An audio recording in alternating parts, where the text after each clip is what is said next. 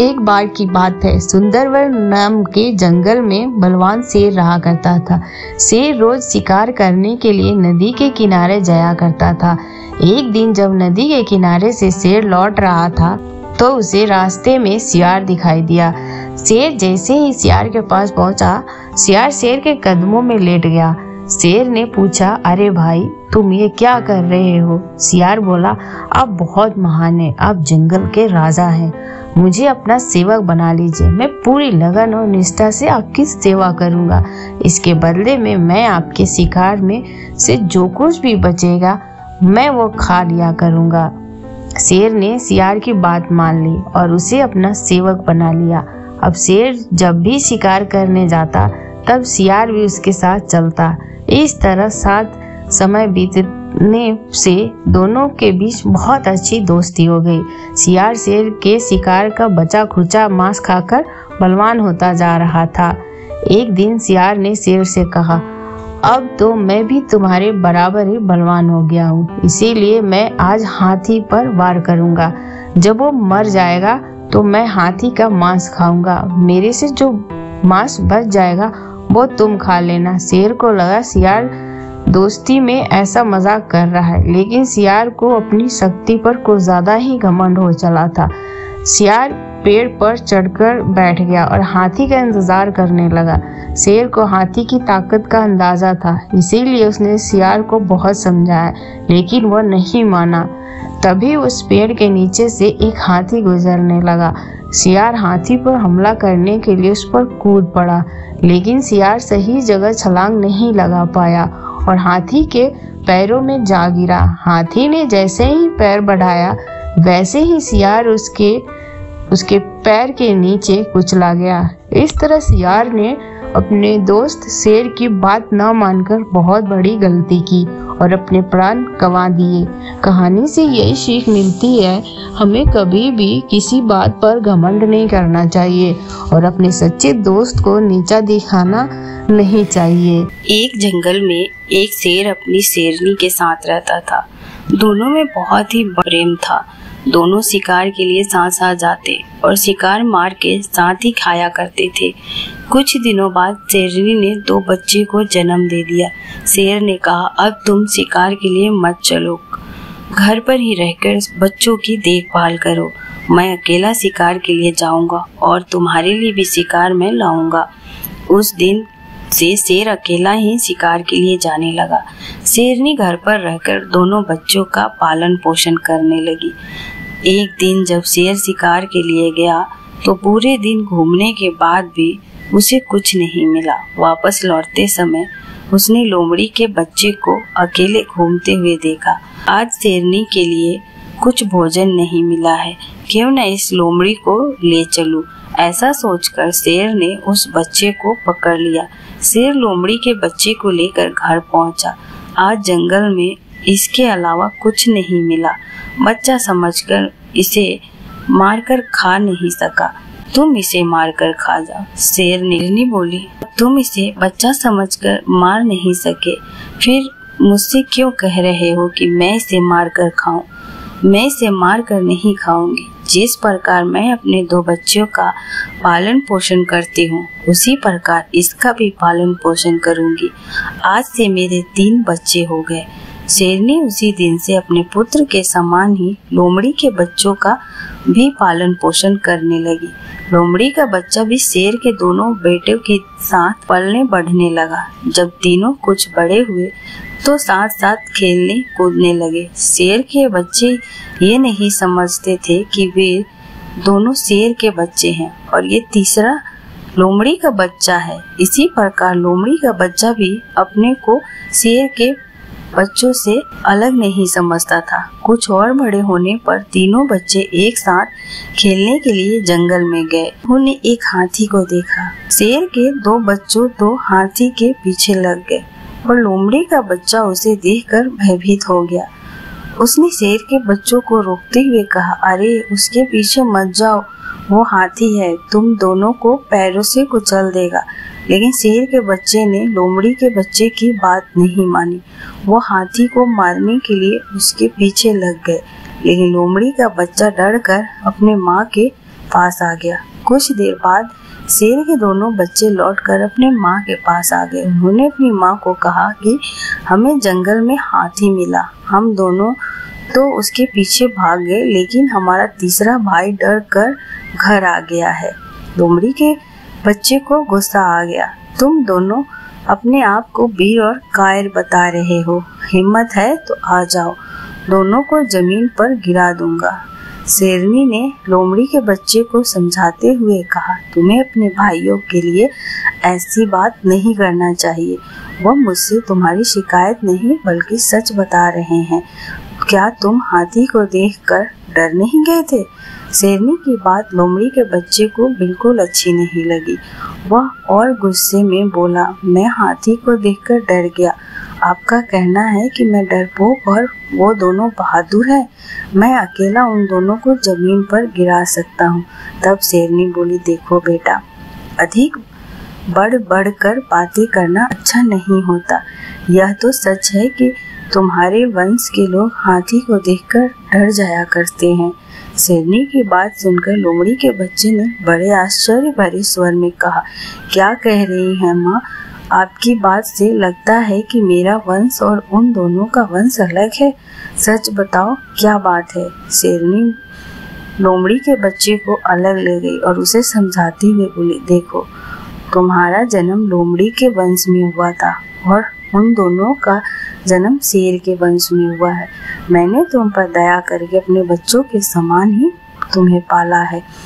अब तुम बड़े हो गए हो। मैंने तुम्हारा पालन पोषण तो किया है, लेकिन तुम्हारे सभी गुण लोमड़ी जैसा ही हैं। इसीलिए तुम उस हाथी से डर गए। मैंने इस भेद को अभी तक अपने बच्चों से छिपा रखा है। जब उन्हें यह बात मालूम हो जाएगी कि तुम लोमड़ी के बच्चे हो, तो वह तुम्हें मारकर खा जाएंगे। इसीलिए अच्छा है कि भेद प्रकट होने से पहले ही तुम यहाँ से भाग जाओ। शेरनी की बात सुनकर लोमड़ी का बच्चा डर गया और वो वहाँ से चुपके से भाग गया। एक पेड़ पर एक चिड़िया अपने पति के साथ रहा करती थी। चिड़िया सारा दिन अपने घोंसले में बैठकर अपने अंडे सेती रहती थी और उसका पति दोनों के लिए खाने का इंतजाम करता था। वे दोनों बहुत खुश थे और अंडे से बच्चों को निकलने का इंतजार कर रहे थे। एक दिन चिड़िया का पति दाने की तलाश में घोंसले से दूर गया हुआ था और चिड़िया अपने अंडों की देखभाल कर रही थी। तभी वहां एक हाथी मदमस्त चाल चलते हुए आया और पेड़ की शाखाओं को तोड़ने लगा। हाथी ने चिड़िया का घोंसला गिरा दिया, जिससे उसके सारे अंडे फूट गए। चिड़िया को बहुत दुख हुआ। उसे हाथी पर बहुत गुस्सा आ रहा था। जब चिड़िया का पति वापस आया तो उसने देखा कि चिड़िया हाथी द्वारा टूटी गई शाखा पर बैठी रो रही है। चिड़िया ने पूरी घटना अपने पति को बताई, जिसे सुनकर उसके पति को भी बहुत गुस्सा आया। दोनों ने घमंडी हाथी को सबक सिखाने का निर्णय लिया। वे दोनों अपने एक दोस्त कटफोड़वा के पास गए और उसे सारी बात बताई। कटफोड़वा बोला कि हाथी को सबक मिलना ही चाहिए। कटफोड़वा के दो दोस्त थे, जिनमें से एक मधुमक्खी थी और एक मेढक था। उन तीनों ने मिलकर हाथी को सबक सिखाने की योजना बनाई, जो चिड़िया को बहुत पसंद आई। अपनी योजना के तहत सबसे पहले मधुमक्खी ने हाथी के कान में गुनगुनाना शुरू किया। हाथी जब मधुमक्खी की मधुर आवाज में खो गया तो कटफोड़वा ने आकर हाथी की दोनों आंखें फोड़ दी। हाथी दर्द के मारे चिल्लाने लगा और तभी मेढक अपने परिवार के साथ आया और एक दलदल के पास टरटराने लगा। हाथी को लगा कि यहाँ पास में कोई तालाब होगा। वह पानी पीना चाहता था, इसीलिए दलदल में फंस गया। इस तरह चिड़िया ने मधुमक्खी, कटफोड़वा और मेढक की मदद से हाथी से बदला ले लिया। कहानी से यही सीख मिलती है कि एकता और विवेक का उपयोग करके बड़ी से बड़ी मुसीबत को हराया जा सकता है। एक दिन एक भेड़िया को जंगल में बैल का मांस मिला। वह लालच से मांस खाने लगा। उसके गले में हड्डी का टुकड़ा फंस गया। उसके लिए सांस लेना मुश्किल हो गया और उसका दम घुटने लगा। अचानक भेड़िया को याद आया कि पास में एक सारस रहता है। भेड़िया सारस के पास गया और मदद की भीख मांगी और बदले में इनाम देने का वादा किया। सारस को भेड़िए पर दया आई और वह मदद के लिए तैयार हो गया। भेड़िया ने अपना जबड़ा चौड़ा किया और सारस ने आसानी से हड्डी निकाल ली। सारस ने भेड़िया को वादा किए गए इनाम की याद दिला दी। क्या इनाम? भेड़िया ने टिप्पणी की। जब तुम्हारी चोंच मेरे मुंह में थी तब मैं तुम्हें काट सकता था। बस आभारी रहो कि मैंने तुम्हें जीने दिया। सारस की प्रतिज्ञा से पहले स्वार्थी भेड़िया भाग गया। इस कहानी से हमें यही सीख मिलती है कि कृतज्ञता और लालच एक साथ नहीं चल सकते। एक बार की बात है, एक जंगल में किसी पेड़ पर कौवे का एक जोड़ा रहा करता था। वे दोनों खुशी खुशी उस पेड़ पर जीवन बसर कर रहे थे। एक दिन उनकी इस खुशी को एक सांप की नजर लग गई। जिस पेड़ पर कौवा का घोंसला था उसी पेड़ के नीचे बने बिल में सांप रहने लगा था। जब भी कौवे का जोड़ा दाना चुगने के लिए जाता, सांप उनके अंडे को खा जाता था और जब वो वापस आते तो उन्हें घोंसला खाली मिलता था, लेकिन उन्हें पता नहीं चल पा रहा था कि अंडे कौन ले जाता है। इस प्रकार से कई दिन निकल गए। एक दिन कौवे का जोड़ा दाना चुग कर जल्दी आ गया तो उन्होंने देखा कि उनके अंडे को बिल में रहने वाला एक सांप खा रहा है। इसके बाद उन्होंने पेड़ पर किसी ऊंचे स्थान पर छुपकर अपना घोंसला बना लिया। सांप ने देखा कि कौवे का जोड़ा पहले वाले स्थान को छोड़कर चला गया है, लेकिन शाम होते ही दोनों वापस पेड़ पर आ जाते हैं। इस प्रकार कई दिन निकल गए। कौवे के अंडों में से बच्चे निकल आए और वो बड़े होने लगे। एक दिन सांप को उनके नए घोंसले का पता चल गया और वह कौवे के जाने का इंतजार करने लगा। जैसे कौवे घोंसला छोड़ कर गए, सांप उनके घोंसले की ओर बढ़ने लगा, लेकिन किसी कारण से कौवे का जोड़ा वापस पेड़ की ओर लौटने लगा। उन्होंने दूर से ही सांप को उनके घोंसले की ओर जाता देख लिया और जल्दी से वहां पहुंचकर अपने बच्चों को पेड़ की ओट में छुपा दिया। सांप ने देखा कि घोंसला खाली है तो वो कौवे की चाल समझ गया और वापस बिल में जाकर सही मौके का इंतजार करने लगा। इसी बीच कौवे ने सांप से पीछा छुड़ाने के लिए एक योजना बनाई।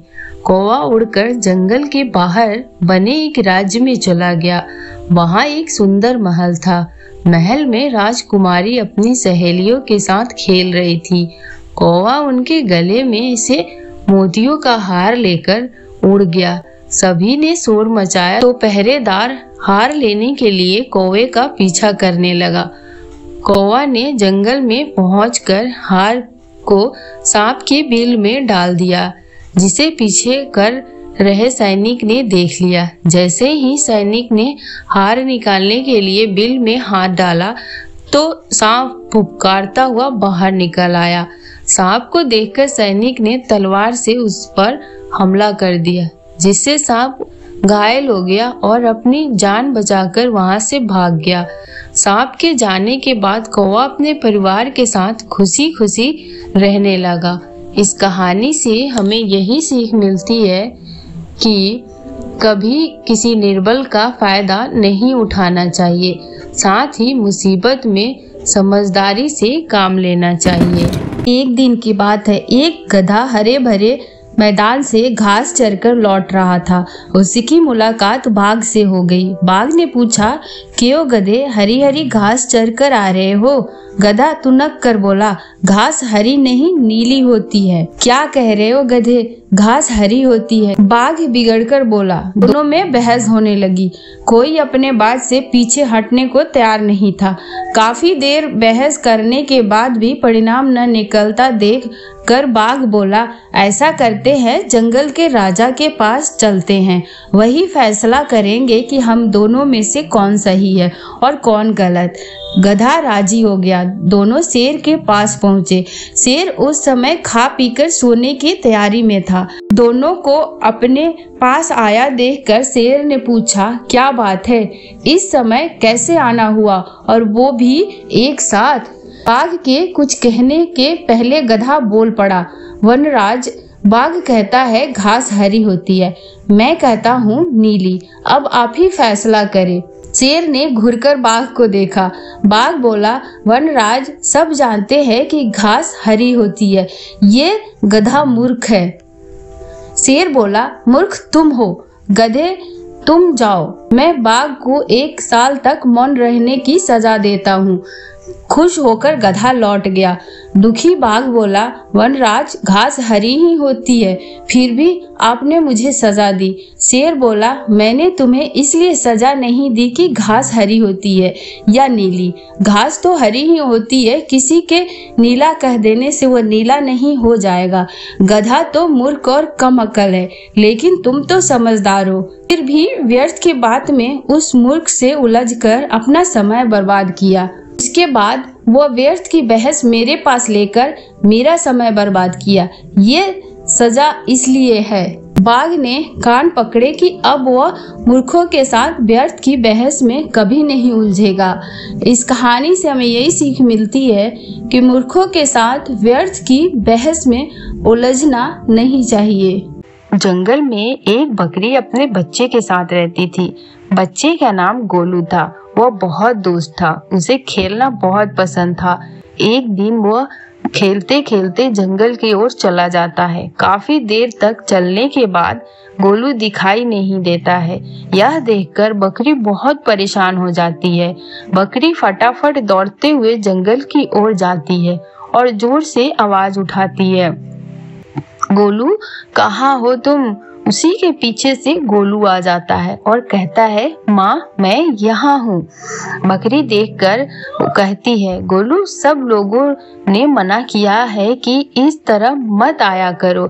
किसी दिन तुम खुद भी फंसोगे और मुझे भी फंसा दोगे। अगले दिन गोलू फिर से जंगल चला जाता है। जैसे वह जंगल में जाता है, उससे एक भेड़िया मिलता है। भेड़िया को देखकर गोलू घबरा जाता है। भेड़िया उसे खाने के लिए उसके पास आता है। जैसे ही भेड़िया उसके पास आता है, अचानक बकरी अपने दोस्त शिकारी कुत्तों के साथ दिखाई देता है। जैसे ही शिकारी कुत्ता जोर से भौंकता है, भेड़िया डरकर भाग जाता है और गोलू बच जाता है। इस कहानी से हमें यही सीख मिलती है कि हमें हमेशा अपने से बड़ों की बात माननी चाहिए। जंगल में एक बुढ़ा हिरन रहता था। जंगल बहुत बड़ा था और सभी जानवर के लिए उपलब्ध था। हिरन एक छोटी सी पहाड़ी के ऊपर रहता था। पहाड़ी हमेशा कोमल हरी घास से ढकी रहती थी। हिरन बहुत खुश था क्योंकि उसके पास हमेशा खाने के लिए बहुत सारी हरी घास होती थी। हिरन हमेशा अन्य जानवरों के प्रति दयालु था और इसलिए वो सभी उससे प्यार करते थे और उसका सम्मान करते थे। वह रोज सुबह नाश्ता करके जंगल में घूमता और अपने सभी दोस्तों से मिलता। एक दिन वह बहुत बीमार पड़ गया और उसके लिए चलना भी मुश्किल हो गया। वह किसी तरह अपने आप को एक सुरक्षित स्थान पर घसीटने में कामयाब रहा, जिसमें आश्रय प्रदान करने के लिए कोमल घास और कुछ चट्टानों का मोटा आवरण था। वह प्रतिदिन अपने चारों ओर थोड़ी सी घास खाता, जो उसे ठीक होने के लिए शक्ति देने के लिए बहुत था। हिरन अब अपने दोस्तों से मिल नहीं सकता था क्योंकि वह बहुत कमजोर था। वह जानकर दूसरे जानवर समय समय पर उसके पास आने लगे। सभी ने उसके शीघ्र स्वस्थ होने और स्वस्थ जीवन की कामना की, लेकिन जाने से पहले उसमें से कई पहाड़ और उगने वाली ताजी घास खाएंगे। इतनी मुलायम घास उन्होंने पहले कभी नहीं खाई थी। जल्द ही वह बात फैल गई कि पहाड़ी पर की घास जंगल में कहीं और पाई जाने वाली घास से बेहतर है। कई जानवर हिरन के स्वास्थ्य के बारे में जानने के लिए बार बार उसके पास जाने लगे, लेकिन उनका असली मकसद पहाड़ी पर दावत करना था। हिरन अपनी बीमारी से थोड़ा उबरा, लेकिन यह देखकर निराश हो गया कि पहाड़ी ने अपना सारा आवरण खो दिया था, जानवरों के लगातार चरने से बंजर कर दिया था। वह भोजन और आश्रय की तलाश में किसी अन्य स्थान पर जाने के लिए अभी भी बहुत कमजोर था। उसकी वृद्धावस्था ने उसके लिए चलना और भी कठिन बना दिया था और हिरन इस प्रकार नष्ट हो गया।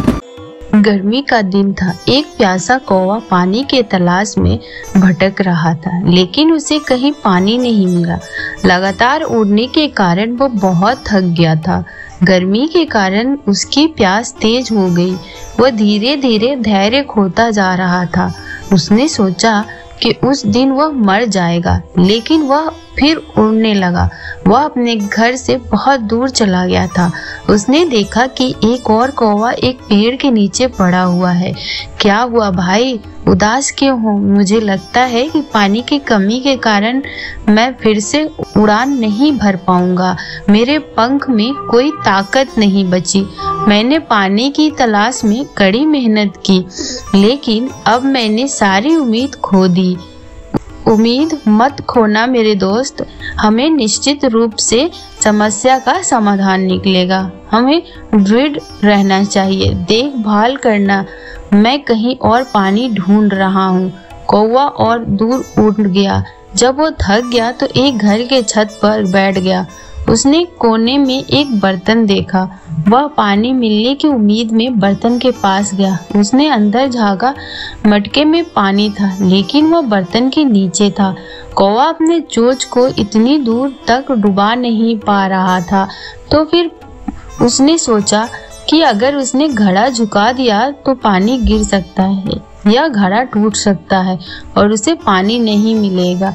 इससे उसे मदद नहीं मिलेगी। वह नहीं जानता था कि अपनी प्यास बुझाने के लिए बर्तन में पानी कैसे पहुंचाया जाए। वह एक विकल्प के बारे में सोचने लगा। उसने देखा कि घड़े के पास कंकड़ पड़े हैं। उसने एक विचार आया। वह अपनी चोंच से कंकड़ घड़े में डालने लगा। कौवा थकान और प्यास से परेशान था, फिर भी वह घड़े में कंकड़ गिराता रहा। कुछ देर बाद पानी का स्तर बढ़ा। कौवा पानी पी सकता था। उसकी मेहनत रंग लाई। पानी पीकर वह संतुष्ट हो गया। उस समय उसे अपने मित्र की याद आई जो प्यास से मर रहा था। वो वापस उस पेड़ के पास गया जहां उसने उसे आखिरी बार देखा था। पेड़ के नीचे पड़ा कौवा बेहोश था। कौवे ने अपनी चोंच में रखे पानी को दूसरे कौवे पर छिड़क दिया। कौवा को होश आया। उसने उसे बताया कि उसे पानी मिल गया है। वह धीरे धीरे उड़कर उस स्थान पर चले गए जहां घड़ा था। दूसरे कौवे ने अपनी प्यास बुझाई। धन्यवाद मेरे दोस्त, आज तुमने मेरी जान बचाई। प्यास के कारण मैं दयनीय स्थिति में था। कल से मैं तुम्हारे साथ चलूंगा। हम जानवर हमेशा एक दूसरे की मदद कर सकते हैं। जरूरत के समय हमें एक दूसरे की मदद करनी चाहिए। इस कहानी से हमें यही सीख मिलती है कि हमें कठिन समय में धैर्य नहीं खोना चाहिए। हमें अपनी बुद्धि का उपयोग करना चाहिए और समस्या का समाधान करना चाहिए। एक गधा था। वह बहुत चुगलखोर और शरारती था। चुगली करने में उसे बहुत आनंद आता था। वह जंगल के जीवों में झगड़ा करता रहता था। इसी कारण कोई उससे बात करना पसंद नहीं करता था। वह इस बात को जानता भी था, परंतु उसकी शरारतें वैसे ही चलती रहती थी। एक दिन वह जंगल में घूम रहा था। उसे रास्ते में एक जगह शेर की खाल पड़ी दिखाई दी। वह खुश हो गया। उसकी समझ में नहीं शरारत आ गई। उसने शेर की खाल ओढ़ ली। आहा, अब मैं शेर बन गया। अब जंगल के सारे पशु मुझसे भयभीत रहेंगे। वह मुझे अपना राजा मानेंगे। मैं दहाड़ कर उन्हें डराऊंगा। वे डरकर इधर उधर भागेंगे। बहुत आनंद आएगा, वह सोचने लगा। यह विचार मन में आते ही वह जंगल में आ गया। एक जगह जंगल के कुछ पशु सभा कर रहे थे। जिनमें गीदड़, लोमड़ी, बिल्ली, खरगोश, सियार आदि थे। वे सभी शेर के पास जाने का विचार कर ही रहे थे। वे शेर से गधे की शिकायत करना चाहते थे। तभी शेर के खाल ओढ़े गधा वहां पहुंच गया। उसने वहां उद्यम मचा दिया। टांगे फेंक फेंक कर वह उछल कूदल करने लगा। पशु उसे शेर समझकर भागने लगे। थोड़ी ही देर में जंगल में हाहाकार मच गया। आज तो महाराज पर प्रेत का साया पड़ गया है। बंदर ने चिंतित होकर कहा, ऐसे ही लगता है वह हमारे राजा हैं, उन्हें हमारी रक्षा करनी चाहिए। वे तो अपने प्राण लेने पे तुले हैं। लोमड़ी बोली, इसका कोई उपाय सोचो, यह किसी भारी विपत्ति का संकेत है। इसी तरह की चर्चा सारे जंगल में हो रही थी। इधर गधा इसी प्रकार उद्यम मचाता फिर रहा था। अचानक उसे एक गीदड़ नजर आया। गीदड़ ने भी उसे देख लिया। गधा उसके पीछे भागा। गीदड़ भी जान बचाकर भागा। गधा काफी दूर तक उसके पीछे दौड़ा। वह बड़ा खुश था। अपनी खुशी वह संभाल नहीं सका। खुशी व्यक्त करने के लिए वह जोर से रेंगने लगा। उसकी आवाज सुनते ही गीदड़ रुक गया। वह सारी बात समझ गया। वह निर्भय होकर गधे के पास आया। अच्छा, तो यह तुम हो गधेराम? गिद्दड़ खिलखिला कर हंसा। तुमने ही शेर की खाल ओढ़कर यह उद्यम मचाया है, सारे जंगल में हाहाकार मचा दिया है। धर्म तो तुमने खूब बदला, परंतु कर्म नहीं बदल सके। तुम्हारी ढेंचू ने तुम्हारा भांडा फोड़ दिया। ठहरो, मैं अभी खोलता हूँ तुम्हारी पोल। गिद्दड़ ने शोर मचा दिया। अपनी पोल खोलने के भय से गधा भाग खड़ा हुआ। उसका भेद खुल चुका था। अब उस पर जंगल के पशुओं का गुस्सा उतरने वाला था। बहुत भागने पर भी वह बच न सका। वह चारों तरफ से घिर गया। फिर उस पर ऐसी मार पड़ी कि उसका अंग अंग दर्द करने लगा। इस कहानी से हमें यही सीख मिलती है कि सच्चाई कभी छुपती नहीं। सच्चाई तो सूरज की भांति है। जिस प्रकार सूरज अंधेरे को चीर कर चमकता है, उसी प्रकार सच्चाई झूठ का सीना चीर कर निकलती है। एक बार की बात है, एक जंगल में एक झील थी जो खूनी झील के नाम से प्रसिद्ध थी। शाम के बाद कोई भी उस झील में पानी पीने के लिए जाता तो वापस नहीं आता। एक दिन चीनू हिरन उस जंगल में रहने के लिए आया। उसकी मुलाकात जंगल में जग्गू बंदर से हुई। जग्गू बंदर ने चीनू हिरन को जंगल के बारे में सब बात बताया, लेकिन उस झील के बारे में बताना भूल गया।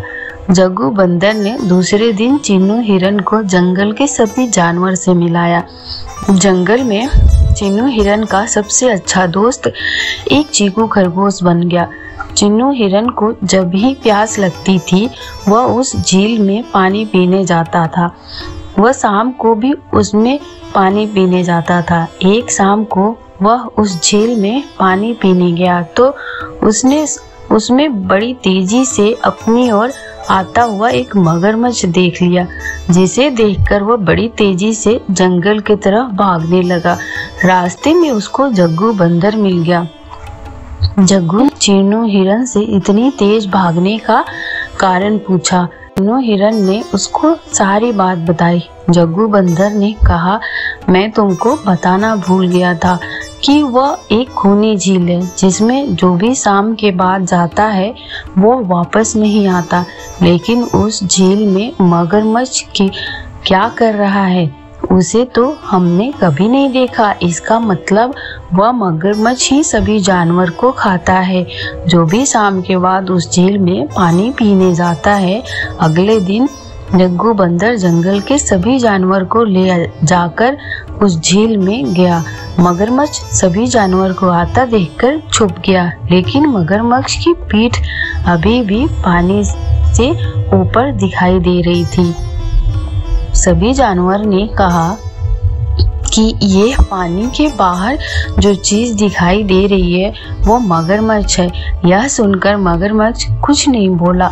चीकू खरगोश ने दिमाग लगाया और बोला, नहीं, यह तो पत्थर है। लेकिन हम तभी मानेंगे जब यह खुद बताएगा। यह सुनकर मगरमच्छ बोला कि मैं एक पत्थर हूँ। इससे सभी जानवर को पता लग गया कि यह एक मगरमच्छ है। चीकू खरगोश ने मगरमच्छ को कहा कि तुम इतना भी नहीं जानते कि पत्थर बोला नहीं करते। इसके बाद सभी जानवरों ने मिलकर उस मगरमच्छ को उस झील से भगा दिया और खुशी खुशी रहने लगे। इस कहानी से हमें यही सीख मिलती है कि यदि हम किसी भी मुसीबत का सामना बिना घबराए मिलकर करते हैं तो उससे छुटकारा पा सकते हैं। एक बहुत बड़ा पेड़ था। उस पेड़ पर एक बंदर रहता था। उस पेड़ पर बड़े मीठे फल लगते थे। बंदर उन्हें भरपेट खाता और मौज में रहता। वह अकेले ही मजे से दिन गुजार रहा था। एक दिन एक मगरमच्छ उस नदी में से पेड़ के नीचे आया। बंदर के पूछने पर मगरमच्छ ने बताया कि वह वहां खाने की तलाश में आया है। इस पर बंदर ने पेड़ से तोड़कर बहुत से मीठे फल मगरमच्छ को खाने के लिए दिया। इस तरह बंदर और मगरमच्छ में दोस्ती हो गई। अब मगरमच्छ हर रोज वहां आता और दोनों मिलकर खूब फल खाते। बंदर भी एक दोस्त पाकर बहुत खुश था। एक दिन बात में मगर ने बंदर को बताया कि उसकी एक पत्नी है जो नदी के उस पार उसके घर में रहती है। तो बंदर ने उस दिन बहुत से मीठे फल मगरमच्छ को उसकी पत्नी के लिए साथ ले जाने के लिए दिया। इस तरह मगरमच्छ रोज जी भर के फल खाता और अपनी पत्नी के लिए भी लेकर जाता। मगर की पत्नी को फल खाना तो अच्छा लगता, पर पति का देर से घर लौटना पसंद नहीं था। एक दिन मगरमच्छ की पत्नी ने मगर से कहा, अगर वह बंदर रोज रोज इतने मीठे फल खाता है तो उसका कलेजा कितना मीठा होगा। मैं उसका कलेजा खाना चाहती हूँ। मगरमच्छ ने उसको बहुत समझाया पर वह नहीं मानी।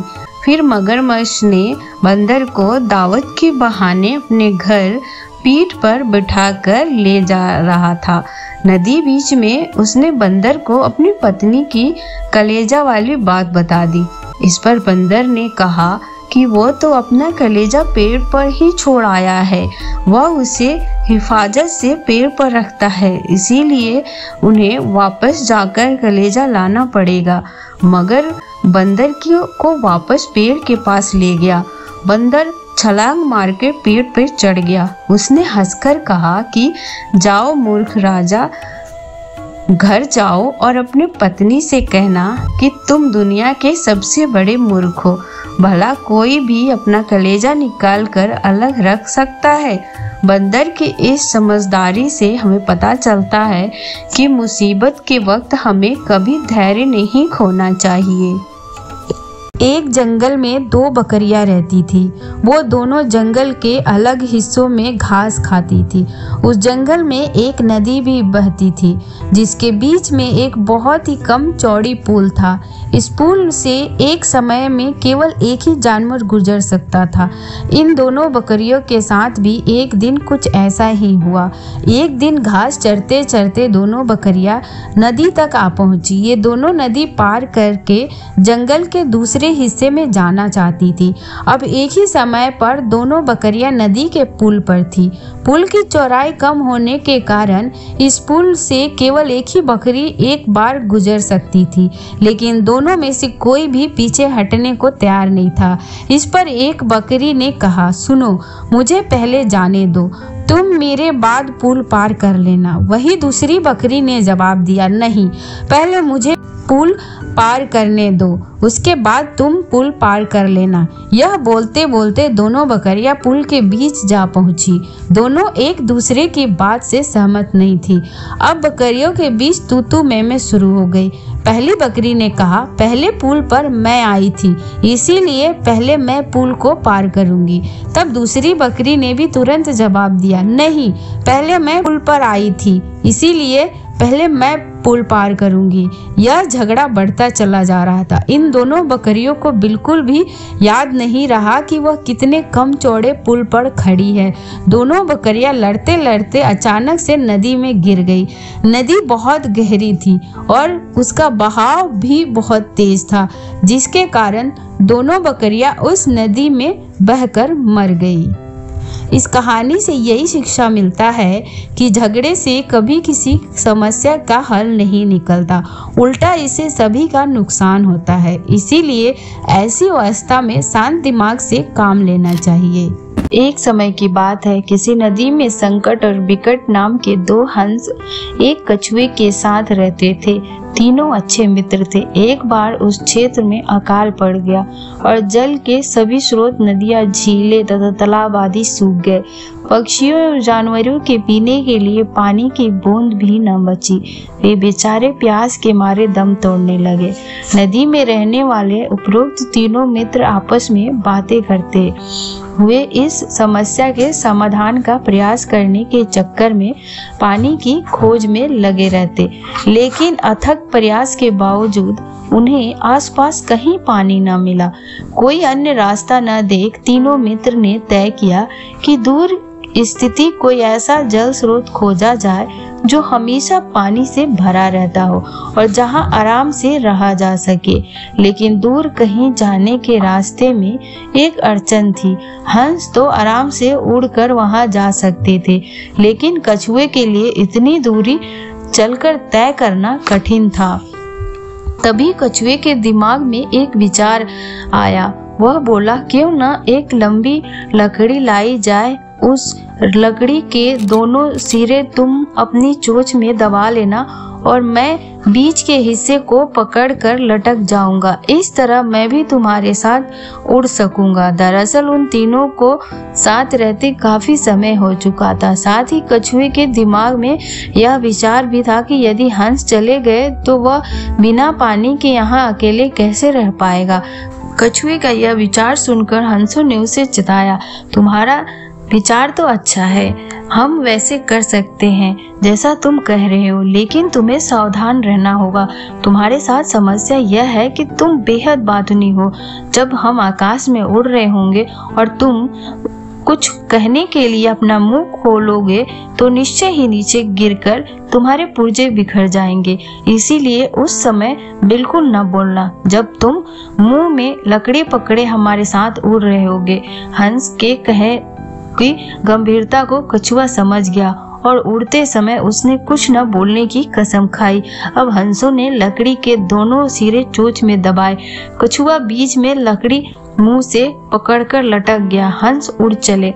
पानी की तलाश में न जाने उन्हें कहां ले जाने वाली थी। सभी कुछ वैसा ही चल रहा था जैसा उन्होंने तय किया था। वे नदी, घाट, गांव, जंगल, मैदान पार करते हुए एक शहर के ऊपर आ पहुंचे।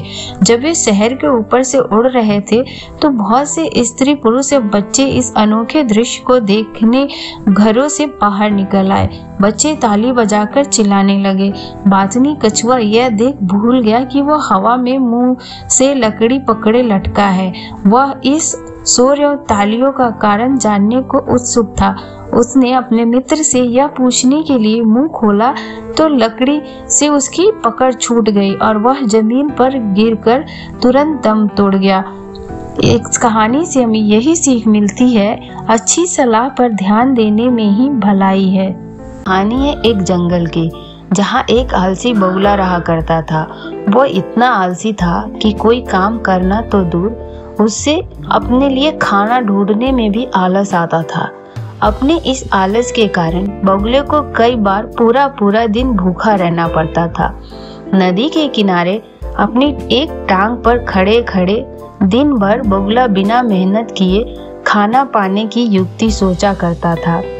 एक बार की बात है जब बगुला ऐसी ही कोई योजना बना रहा था और उसे एक आइडिया सूझा। तुरंत ही वह उस योजना को सफल बनाने में जुट गया। वह नदी के किनारे एक कोने में जाकर खड़ा हो गया और मोटे मोटे आंसू टपकाने लगा। उसे इस प्रकार रोता देख केकड़ा उसके पास आया और उससे पूछा, अरे बगुला भैया, क्या बात है, रो क्यों रहे हो? उसकी बात सुनकर बगुला रोते रोते बोला, क्या बताऊं केकड़ा भाई, मुझे अपने किए पर बहुत पछतावा हो रहा है। अपनी भूख मिटाने के लिए मैंने आज तक न जाने कितने मछलियों को मारा है। मैं कितना स्वार्थी था, लेकिन आज मुझे इस बात का एहसास हो गया है और मैंने यह वचन लिया है कि अब मैं एक भी मछली का शिकार नहीं करूंगा। बगुले की बात सुनकर केकड़े ने कहा, अरे ऐसा करने से तो तुम भूखे मर जाओगे। इस पर बगुले ने जवाब दिया, किसी और की जान लेकर अपना पेट भरने से तो भूखे पेट मर जाना ही अच्छा है। भाई, वैसे भी मुझे कल त्रिकाल बाबा मिले थे और उन्होंने मुझसे कहा कि कुछ ही समय में 12 साल के लिए सूखा पड़ने वाला है, जिस कारण सब मर जाएंगे। केकड़े ने जाकर यह बात तालाब के सभी जीवों को बता दी। अच्छा, तालाब में रहने वाले कछुए ने चौंक कर पूछा, तो फिर इसका क्या हल है? इस पर बगुले भगत ने कहा, यहाँ से कुछ कोस दूर एक तालाब है, हम सभी उस तालाब में जाकर रह सकते हैं। वहाँ का पानी कभी नहीं सूखता। मैं एक एक को अपनी पीठ पर बिठाकर वहाँ छोड़कर आ सकता हूँ। उसकी यह बात सुनकर सारे जानवर खुश हो गए। अगले दिन से बगुले ने अपनी पीठ पर एक एक जीव को ले जाना शुरू कर दिया। वह उन्हें नदी से कुछ दूर ले जाता और एक चट्टान पर ले जाकर मार डालता। कई बार वह एक बार में 2 जीवों को ले जाता और भर पेट भोजन करता। उस चट्टान पर उस जीवों की हड्डियां का ढेर लगने लगा था। बगुला अपने मन में सोचा करता था कि दुनिया भी कैसे मूर्ख है, इतनी आसानी से मेरे बातों में आ गए। कई दिनों तक चलता रहा। एक दिन केकड़े ने बगुले से कहा, बगुला भाई, तुम हर रोज किसी न किसी को ले जाते हो, मेरा नंबर कब आएगा? तो बगुले ने कहा, ठीक है, आज तुम्हें ले चलता हूँ। यह कहकर उसने केकड़े को अपने पीठ पर बिठाया और जब वो दोनों उस चट्टान के पास पहुँचे तो केकड़े ने वहाँ अन्य जीवों की हड्डियां देखी और उसका दिमाग दौड़ पड़ा। उसने तुरंत बगुले से पूछा, ये हड्डियां किसकी है और जलाशय इतना दूर है? उसकी बात सुनकर बगुला जोर जोर से हंसने लगा और बोला, कोई जलाशय नहीं है और ये सारी तुम्हारे साथियों की हड्डियां हैं जिन्हें मैं खा गया। इन सभी हड्डियों में अब तुम्हारी हड्डियां भी शामिल होने वाली है। उसकी यह बात सुनते ही केकड़े ने बगुले की गर्दन अपने पंजों से पकड़ ली। कुछ ही देर में बगुले के प्राण निकल गए। इसके बाद केकड़ा लौटकर नदी के पास गया और अपने बाकी साथियों को सारी बात बताई। उन सभी ने केकड़े को धन्यवाद दिया और उसकी जय जयकार की। इस कहानी से हमें ये सीख मिलती है कि हमें आंख बंद करके किसी पर विश्वास नहीं करना चाहिए। मुसीबत के समय भी संयम और बुद्धिमानी से काम करना चाहिए। एक लोमड़ी जंगल में यूं ही इधर उधर घूम रही थी। तभी उसने देखा कि एक पेड़ की ऊंची टहनी पर एक सुंदर सा मोर बैठा है। लोमड़ी ने सोचा कि किस प्रकार इस मोर को अपना आहार बनाया जाए। वह जानती थी कि मोर को मारने के लिए वो पेड़ पर नहीं चढ़ सकती। तब लोमड़ी ने अपनी चतुराई दिखाते हुए कहा, तुम इस पेड़ पर क्यों बैठे हो? क्या तुम्हें पता नहीं कि आज हुई जानवरों की सभा में निर्णय हुआ है कि कोई भी जानवर या पक्षी किसी दूसरे को शिकार के लिए नहीं मारेगा। बड़ी मछली छोटी मछली को खा जाती है वाला नियम अब नहीं चलेगा। मोर ने नहले पर दहला मारते हुए जवाब दिया, इसका मतलब तो ये हुआ कि आज से शेर, चीते, भेड़िया आदि सभी हिंसक जानवर घास फूस खाने लगेंगे। लोमड़ी थोड़ा सकपकाई अवश्य, लेकिन वो भी आसानी से पीछा छोड़ने वाली नहीं थी। वो बोली, हाँ, इसके बारे में तो पड़ताल करनी होगी। अभी नीचे उतरो, हम दोनों जंगल के राजा के पास चलकर पूछते हैं। वहाँ जाने की कोई जरूरत नहीं। मोर बोला, तुम्हारे कुछ साथी इसी ओर आते दिख रहे हैं। मेरे साथी कौन? लोमड़ी आश्चर्य मिश्रित स्वर में बोली, कुछ शिकारी कुत्ते हैं। मोर ने उत्तर दिया, अरे बाप रे, शिकारी कुत्ते? लोमड़ी भयभीत स्वर में बोली और वहां से भागने लगी। तुम भाग क्यों रहे हो अभी तुमने ही तो कहा था कि जंगल के सभी प्राणी आपस में मित्रता पूर्वक रहेंगे। मोर ने हंसते हुए बोला, लेकिन शिकारी कुत्ते शायद उस सभा में मौजूद नहीं थे, उन्हें मालूम नहीं होगा। कहते हुए लोमड़ी वहां से भाग निकली। इस कहानी से हमें यही सीख मिलती है कि संकट के समय बुद्धि से काम लेना चाहिए।